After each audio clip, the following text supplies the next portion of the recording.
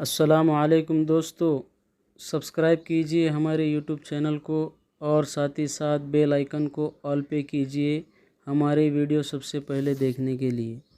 اللہ فرما رہے ہیں کہ یہ جو زندگی میں نے تم کو دی ہے اس زندگی کو حسین بناؤ، یہ زندگی خوبصورت میرے پاس لے کر کے آؤ، کیونکہ یہ زندگی جتنی حسین ہوگی میں اس کو اتنا پسند کروں گا، اور جتنی داغدار اور بدنما ہوگی مجھے نہیں پسند آئے گی۔ کسی کا حسن بھی دھبوں کے ساتھ پسند نہیں آتا، دھبے صاف کرو تو حسن مقبول ہوتا ہے، معتبر ہوتا ہے۔ تو اپنی زندگی کے اندر نافرمانی اور گناہ کے جو داغ دھبے لگ رہے ہیں اس کو فوراً صاف کرتے رہو۔ ثم یتوبون من قریب، فوری صاف کرتے رہو، صاف کرتے رہو۔ داغ دھبے کو جب تم اپنے چہرے پہ برداشت نہیں کرتے، اپنے کپڑے پہ برداشت نہیں کرتے، اپنے بستر پہ برداشت نہیں کرتے، اپنے گھر کی دیوار پہ برداشت نہیں کرتے، اپنے بیٹھنے کی جگہ پہ برداشت نہیں کرتے، تو بندہ جب تو خود داغدار ہو جائے گا، تیرا دل داغدار ہو جائے گا، تو میں کیسے برداشت کروں، میں کیسے پسند کروں؟ میں بھی نہیں پسند کرتا بد شکلی کو۔ ان اللہ جمیل یحب الجمال، اللہ بہت حسین ہے، حسن کو پسند فرماتا ہے۔ تو حسن حقیقی کیا ہے؟ حسن حقیقی یہ ہے کہ بندے کی زندگی داغوں سے پاک صاف ہو جائے۔ اور زندگی کا داغ کیا ہے؟ داغ جو ہے وہ گناہ ہے، نافرمانی۔ اللہم اغسل خطایا بالماء والثلج، اللہ میرے گناہوں سے میرے دل کو دھو کر چمکدار کر دیجیے، کوئی دھبا اس پر نہ ہو، کوئی داغ میرے دل کے اوپر نہ ہو، دل پاک صاف ستھرا ہو جائے گا۔ جب نبی اللہ سے اس کو مانگ رہے ہیں تو ان کا دل تو پاک صاف ستھرا ہی تھا، ایک ذرے کے برابر کوئی داغ ان کے قلب مبارک پر نہیں تھا۔ اللہ نے ویسا پاکیزہ دل ان کو عطا فرمایا تھا۔ جس دل پہ اللہ کے کلام کا نزول ہوتا ہے وہ دل کتنا پاک صاف اور کتنا عالی شان ہو، اس دل کو کوئی داغ نہیں تھا، لیکن وہ اپنے امت کے دلوں پر نظر رکھا ہوا تھا، اور وہ کہہ رہا تھا میری امت کے دل تو ایسے نہیں، میری امت توبہ کے ذریعے دل کو پھر پاک کرو، پھر پاک کرو، پھر پاک کرو، تاکہ تھوڑی دیر بھی برداشت مت کرو اپنے دل کے اوپر گندگی معصیت کی، تھوڑی دیر بھی برداشت کرو، فوراً صحیح کرو اس کو۔ اس لیے حکم دیا گیا کہ بھائی اگر بھول چوک ہو جائے، بجہالت کا مطلب بھول چوک، اور آدمی کر بیٹھا گناہ، ارادہ تو نہیں تھا، کوشش بھی یہی تھی کہ بچتا رہوں، لیکن کہیں غفلت ہو گئی، بھول ہو گئی، قدم پھسل گیا، بشر ہے، انسان ہے، نافرمانی کر بیٹھا، تو چلو اللہ کو اس پہ بھی کوئی اعتراض نہیں۔ اللہ فرما رہے ہیں کہ باقی کیوں رکھنا چاہتے ہو اس کو؟ باقی نہ رکھو اور اصرار مت کرو۔ صحابہ کا طریقہ یہ تھا کہ وہ کبھی گناہ ہو جاتا تو تڑپ کے خدا کو یاد کرتے اور بے چین ہو جاتے، اب کیا منہ دکھائیں گے بھائی، کیسے خدا کے سامنے جائیں گے، بے چین ہو جاتے، اپنی توبہ کر لیتے، اللہ ان کو معاف کر دیتا، اور اللہ کے علاوہ ہے بھی کوئی کون معاف کرنے والا؟ تو یہ بھی اللہ نے آگے فرمایا وَلَمْ يُصِرُّوا عَلَى مَا فَعَلُوا وَهُمْ يَعْلَمُونَ، جانتے بوجھتے وہ لوگ گناہوں پر اصرار نہیں کرتے، گناہوں کا صدور ہو جاتا ہے، صادقین سے بھی ہو جا سکتا ہے، صالحین سے بھی ہو جا سکتا ہے، صدور ہو جاتا ہے، لیکن جانتے بوجھتے نہیں کرتے اصرار، کہ پھر کر رہے، اور یہ جو حرام لذت ہے، یہ حرام لذت، یہ وقتی لذت کے لیے آخرت کی دائمی لذتوں کو قربان کر رہے، یہ بہت بری بات ہے، اور اس سے بچنے کی بہت ضرورت ہے۔ اس زمانے کے اندر بالخصوص مسلمان مردوں اور مسلمان عورتوں اور اخص الخصوص نوجوانوں اور کم عمروں کی زندگیاں اس لیے خطرے میں پڑی ہوئی ہیں کہ ان کے ہاتھوں میں اسمارٹ فون ہے،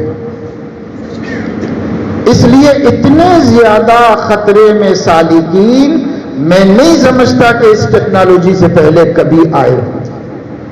سالکین، طالبین، صالحین، اللہ والے، اللہ کو چاہنے والے، اللہ کی طلب میں تڑپنے والے کہ ہمیں خدا مل جائے، بری نیت والے نہیں، اچھے لوگ، صالحین، سالکین اور راہ حق کے طالبین۔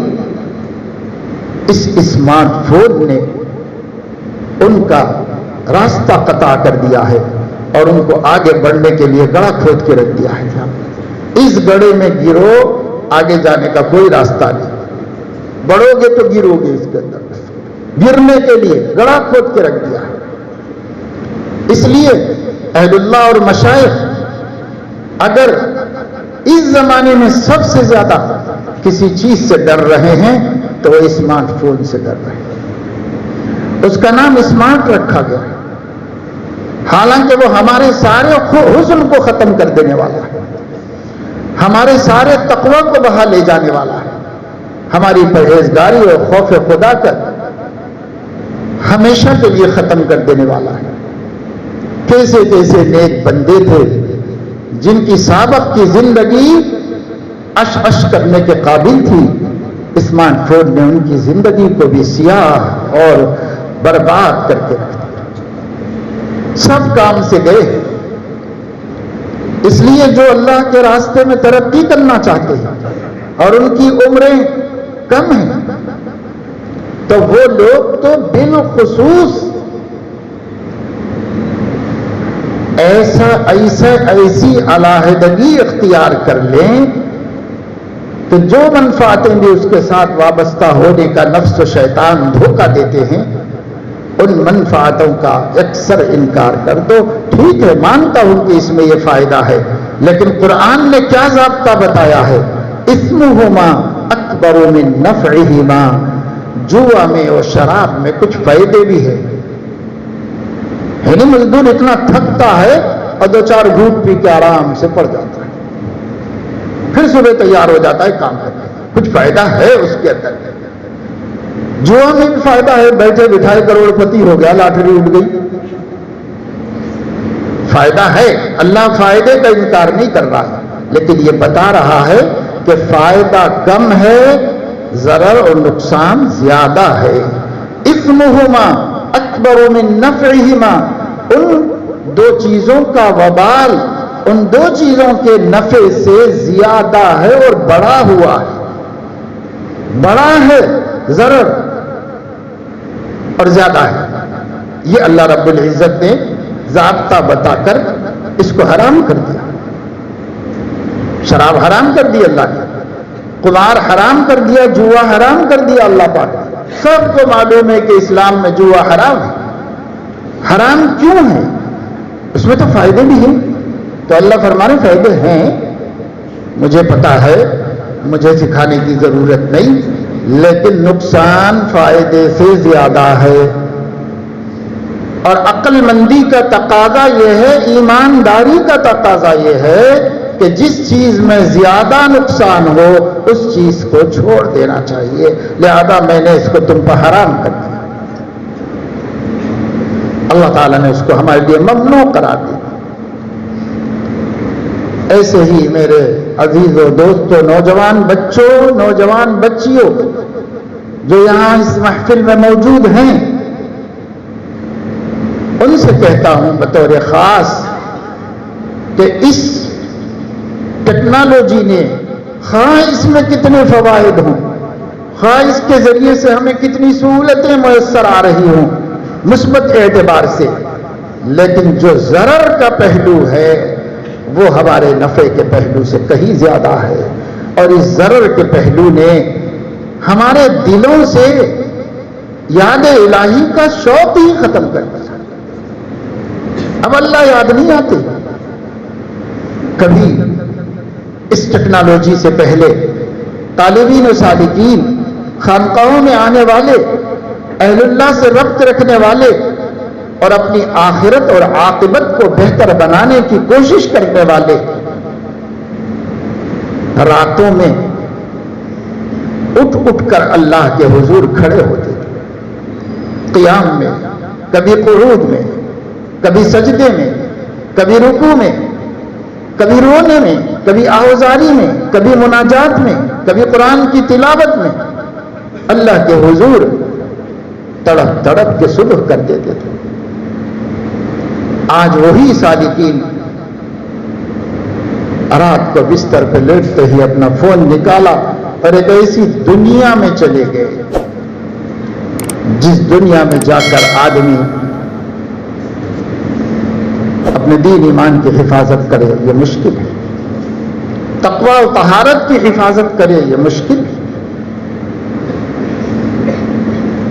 عقیدۃ الطحاوی میں امام طحاوی رحمہ اللہ نے ایک اعتقادی مسئلے کے سلسلے میں فرمایا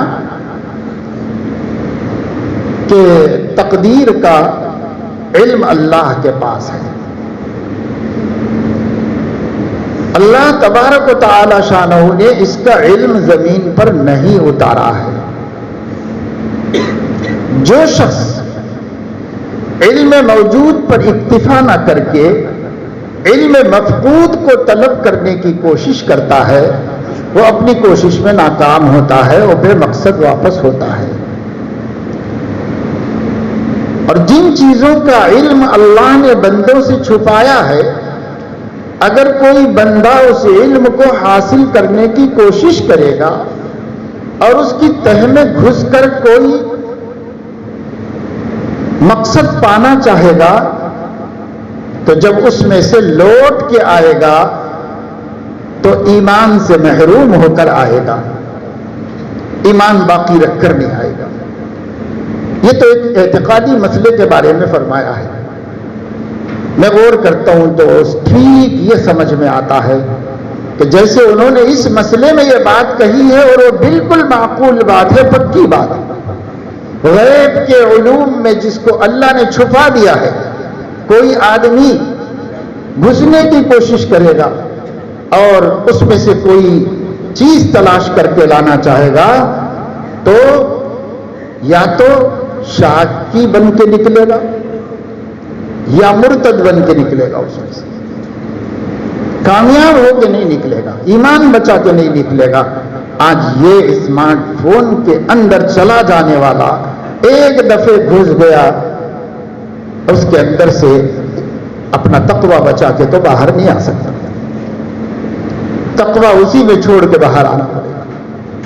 جو ذکر کے ذریعے، عبادت کے ذریعے، گناہوں سے بچنے کے ذریعے بڑے بڑے گناہوں سے بچ رہا ہے، اس لیے کہ متقی بننا چاہتا ہے، نیت اچھی ہے، طلب اچھی ہے، بڑے بڑے گناہوں سے بچا، بڑی بڑی نیکیاں کیا، ان سب سے قلب میں نور پیدا ہوا، لیکن وہ راتیں جو اللہ کے قرب اور اس کی حضوری اور اس کے قدموں میں گزاری جاتی تھی، اب ان فلموں میں، ان گندگیوں میں، ان بےہودہ فحش عریاں تصویروں میں گزر رہی ہے۔ اب سالک ترقی کرے گا تو کیسے کرے گا؟ اس کے لیے ایک راستہ ہے، وہ راستہ یہ ہے کہ اپنے ضرورت کا فون اپنے پاس رکھ لو اور اس کو اندر الماری میں بند کرو، بس۔ نفس کہتا ہے کہ بھائی بزرگوں کے بیانات سنتا ہوں میں، تو پتا چلا کہ آڈیوز اس میں بھی آتے ہیں تو اس میں سن لیا کرو، ویڈیوز نہیں آئیں گے، آڈیوز آئیں گے، سن لیا کرو، اسی کو تلاوت سن لو، نعتیں سن لو اور اس کے اندر اہل اللہ کی باتیں سن لو، یا پھر اپنے نفس پر قابو ہو تو ضرورت کے لیے استعمال کرو، جائز ضرورت کے، اور ناجائز ضرورت سے اپنے آپ کو بچاؤ۔ ہے یہ بڑا مشکل کام، بہت مشکل کام ہے، لیکن آج ہماری مردوں اور عورتوں کی زندگیاں اسی سے تباہ ہیں، لڑکیاں لڑکے اسی میں مصروف ہے، اسی میں مگن ہے، اور یہ کچھ ایسا جنون ہے کہ میں دیکھتا ہوں دینی محفلوں میں بھی بیٹھے ہوئے ہیں تو فون میں لگے ہوئے، بعض لوگ وہی بیٹھ کے شروع ہو جاتے ہیں، بعض لوگ جو ہیں بجتے ہی گھنٹی بجتے ہی اٹھ کے باہر نکل جاتے ہیں، آنا جانا آنا جانا آنا جانا، بس کیا سیکھنے کے لیے آتے ہیں، کیا سیکھتے ہیں اللہ اعلم۔ بند کر کے بیٹھنا بھی نہیں چاہتے ایسے اللہ کے بندے۔ اب بہت سے لوگوں کو دیکھا، علماء کو، کہ اسٹیج پہ بیٹھے ہوئے ہیں، سامنے مجمع ہے، لوگ ان کی باتیں سن رہے ہیں اور یہ اپنے موبائل کے اندر ہے۔ یقیناً کوئی گناہ کا کام نہیں کرتے ہوں گے، بیٹھ کر کے کوئی اچھی چیزیں ہی دیکھتے ہوں گے، کچھ اچھی آیتیں تلاش کرتے ہوں گے، احادیث کرتے ہوں گے، بھائی علماء ہیں، ہم بدگمانی تو نہیں کرتے ان سے، لیکن ان کی اس مشغولیت کو دیکھنے والے کیا سبق لیں گے؟ وہ کہیں گے کہ صاحب ہمارے لیے منع ہے، یہ بزرگوں کے لیے کچھ منع نہیں۔ اس لیے علماء کو بھی احتیاط کرنے کی ضرورت ہے، علماء کو بھی احتیاط کرنے کی ضرورت ہے۔ بعض لوگ ایسے ہیں کہ صاحب بیان کر رہے ہیں تو بھی ہاتھ میں موبائل اور بار بار کٹ کرتے رہتے ہیں، بار بار یہ کرتے رہتے ہیں، بیان بھی چل رہا ہے ماشاءاللہ۔ ایسی بھی کیا، ایسا کیا عشق ہے، یہ کیا چیز ہے جو نفس کے اندر پیدا ہو جاتا ہے؟ ایک جگہ دیکھا کہ ایک صاحب موبائل ہی میں مشغول تھے مسلسل، اس کے بعد اٹھے کھڑے ہوئے اور میرا تعارف کرایا اور بیان غور توجہ سے سننے کے لیے اعلان کر کے جیسے ہی میں بیٹھا خطبہ شروع کیا، وہ بازو بیٹھ کے موبائل میں شروع ہو گئے اپنا کام۔ کبھی جنون کی حد تک ایسا اثر انسان پر ہو جاتا ہے کہ پھر وہ یہ بھی نہیں دیکھتا کہ دیکھنے والے مجھے کیا سمجھ رہے ہیں، یہ بھی نہیں سوچتا، اس جنون کی حد تک۔ جیسے مجنون ہے، اسے کسی سے پرواہ نہیں ہے، بس وہ اپنی لیلا کے لیے زندگی گزار رہا ہے، اسے کسی سے کوئی پرواہ ہی نہیں ہے، کوئی تعریف کرے تو کوئی برا بھلا کہے، اسے کیا کرنا ہے، میں جی رہا ہوں اپنی لیلا کے واسطے۔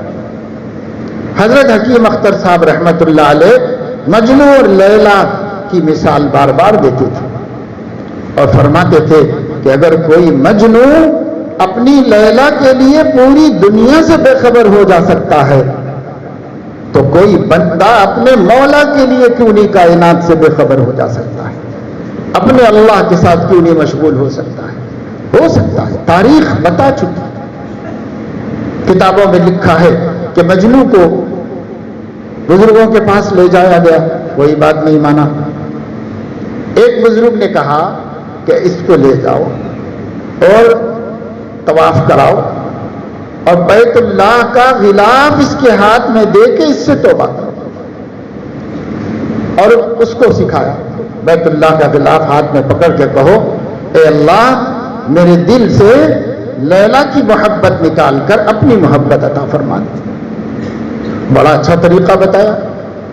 لے گئے خاندان کے لوگ اور اسے لے جا کر کے غلاف کعبہ اس کے ہاتھ میں تھما کے اس سے کہا کہ دعا کرو۔ اس نے دعا کی، اے اللہ اپنی محبت میرے دل سے نکال کے لیلا کی محبت ڈالا۔ یہ ہے جنون، جنون، اس کو جنون کہتے ہیں۔ کسی چیز کی پرواہ نہیں تھی، وہ تو اللہ کے مقابلے میں بھی لیلا کو ترجیح دے رہا ہے۔ اسی طریقے سے لت پڑنا اس کو کہتے ہیں، لت پڑ جاتی ہے تو پھر آدمی قابو نہیں پاتا اپنی حرکتوں پر، اپنے آپ پر قابو نہیں پاتا۔ اس لیے چھوڑو میرے دوستو قرآن پڑھنا، جب چاہے کہ موبائل میں کچھ دیکھیں تو اسی وقت قرآن شریف لے لو، اس میں نہیں نکالو قرآن شریف، بلکہ جو قرآن شریف رکھی ہوئی ہے یہ قرآن شریف لے لو اور اس قرآن شریف کو لے کر سامنے رکھ کر اس کی تلاوت شروع کرو اور کہو کہ اللہ پاک اپنے کلام کے نقوش کے نور سے میری آنکھوں کو اور میرے قلب کو منور کر دیجیے۔ میرا نفس چاہ رہا ہے کہ میری آنکھوں کو اور میرے قلب کو ظلمت اور اندھیرے میں ڈال دے، میں چاہ رہا ہوں کہ میں روشنی دوں، اندھیرا نہ دوں۔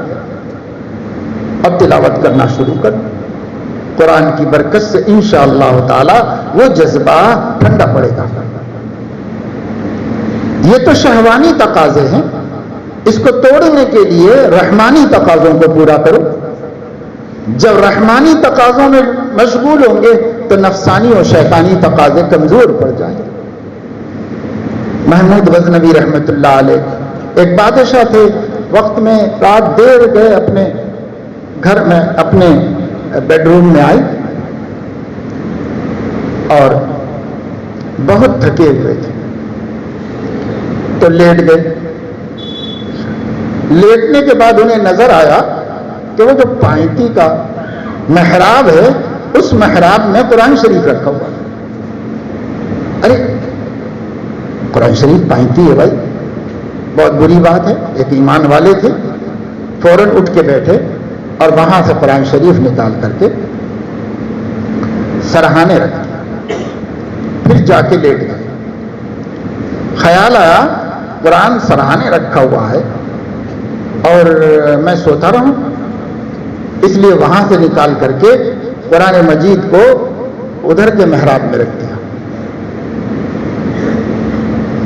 پھر خیال آیا کہ قرآن مجید کو ادھر سے اٹھا کے ادھر رکھ رہا ہوں, ادھر سے اٹھا کے ادھر رکھ رہا ہوں, لیکن مجھے قرآن مجید پڑھنے کی توفیق نہیں ہو رہی. کیا بد نصیبی کی بات ہے. اٹھا, وضو بنایا اور قرآن شریف کھول کے بیٹھ گیا اور صبح کی اذان تک تلاوت کرتا رہا.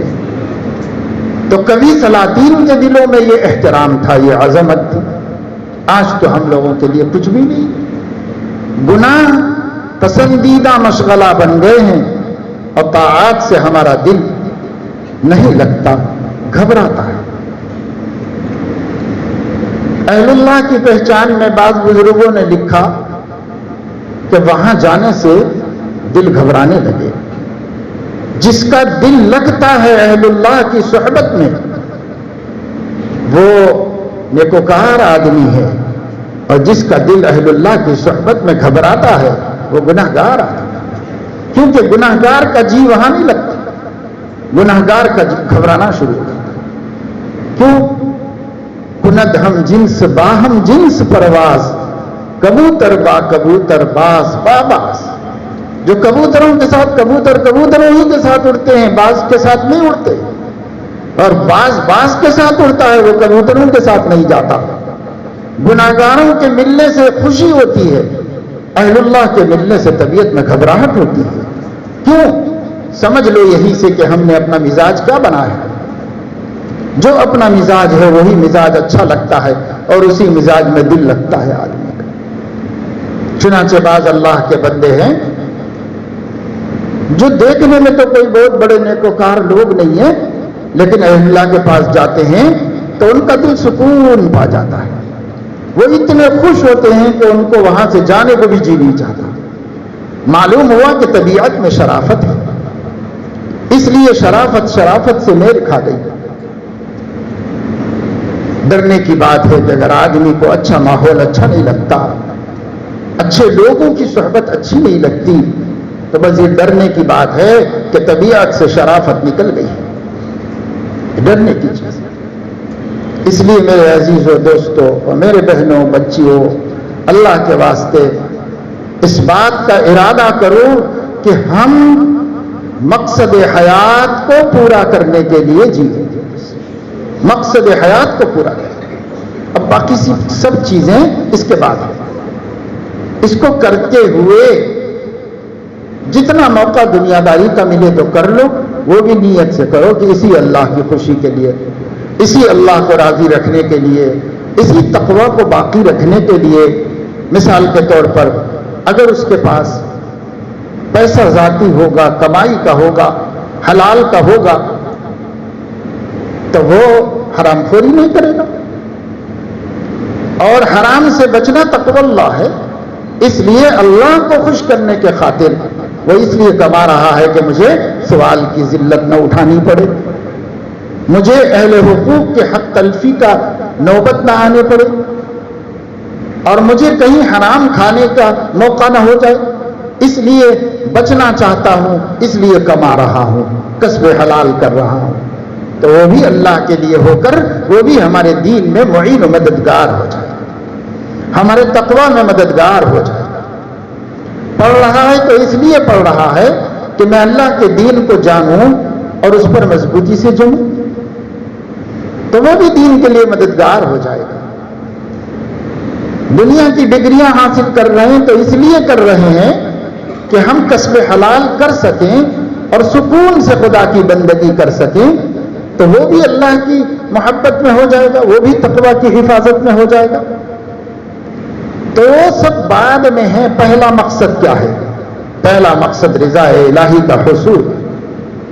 रिज़ा इलाही का हुसूल पहला मकसद है। मशाइख फरमाते हैं कि रिज़ा इलाही के हुसूल को वसूल कहते हैं। वसूल, पहुंचना अल्लाह तक, वसूल इल्लाह।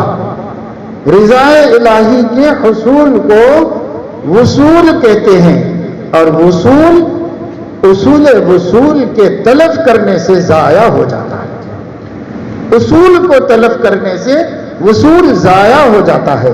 यानी एक आदमी इतनी मेहनत किया कि वासिल बिल्लाह हो गया, अब फिर वहां जाकर गुनाह किया तो फिर नीचे आएगा, फिर नीचे आएगा।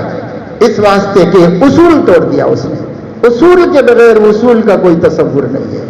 उसूल को जाया होने मत दो, उसूल को कायम रखो तो वसूल अल्लाह। और उसूल को कायम नहीं रखोगे तो उसूल भी नहीं होगा, कभी अल्लाह तक नहीं पहुंचेगा। फासिद, फाजिर, गुनाहगार नहीं पहुंचता। बहुत से लोग करतब देखकर, हरकतें देखकर, करिश्मे देखकर बेदीनों और फासिकों को अल्लाह वाले समझते हैं। उनकी मजलिसों में, उनकी महफिलों में जाते, उनसे दुआएं कराते हैं। औरतों की जहालत, जो भी एक अजीब काम करके बता दे वो समझते हैं ये खुदा है। ये तो हिंदुओं का ख्याल है। गैर मुस्लिमों का एतकाद है कि हर अचंबे को खुदा बना देते हैं, हर करिश्मे को खुदा बना देते हैं। मुसलमान भी ऐसे करने लगे। मुसलमानों को सिखाया गया है कि उसको अपना बड़ा बनाओ और उसको अपना पीर व मुर्शिद बनाओ जो तुमको उसूल दीन पर जमाता हो। इसलिए कि उसूल जाया करके वसूल मिल्लाह का कोई तसव्वुर नहीं है, वो मिल ही नहीं सकता। इसलिए उसूल पर जमना वसूल के हुसूल का सबब बन जाता है। इसलिए इसकी जानिब हर मुसलमान को ध्यान दे के लायानी से अपने को बचाओ। गैर जरूरी मेहनतें करके कोई फायदा नहीं। शरीयत पर जमने के अलावा कोई रास्ता नहीं है अल्लाह तक पहुंचने का। एक ही रास्ता, एक ही रास्ता है। अन्ना हाज़ा सिराती मुस्तकीमा फत्तबिऊह वला तत्तबिउस सुबुल फतफर्रक़ बिकुम अन सबीली। एक ही रास्ता है जो अल्लाह तक पहुंचाता है, और वो शरीयत और सुन्नत का रास्ता है। उसको सीखने की जरूरत है। हर काम से पहले मालूम करो कि शरीयत और सुन्नत में इसका क्या हुक्म है। जो है वही करो, और जो नहीं है उसको छोड़ दो, चाहे कितनी तकलीफ हो, उम्र भर का गम उठाना पड़े, वो गम हल्का है गुनाह का गम उठाने के मुकाबले। अल्लाह की नाफरमानी से बचो। अस्सलामु अलैकुम वरहमतुल्लाहि वबरकातुहू। अल्हम्दुलिल्लाह, आपने आखिर तक इस वीडियो को देखा होगा। अल्लाह आपको जज़ाए खैर अता फरमाए। अगर हमारा ये वीडियो आपको अच्छा लगे तो वीडियो को लाइक कीजिए और अपने दोस्त अहबाब में शेयर कीजिए। इंशाअल्लाह इसके आगे का पार्ट हम आप हज़रात की खिदमत में जल्द अज जल्द लेकर आएंगे। अगर आप हमारे चैनल पर नए हैं, हमसे जुड़ना चाहते हैं, तो हमारे चैनल को सब्सक्राइब कीजिए और बेल आइकन को ऑल पे कीजिए। तब तक के लिए अल्लाह हाफिज़, अपना ख्याल रखिए। अस्सलामु अलैकुम व रहमतुल्लाह।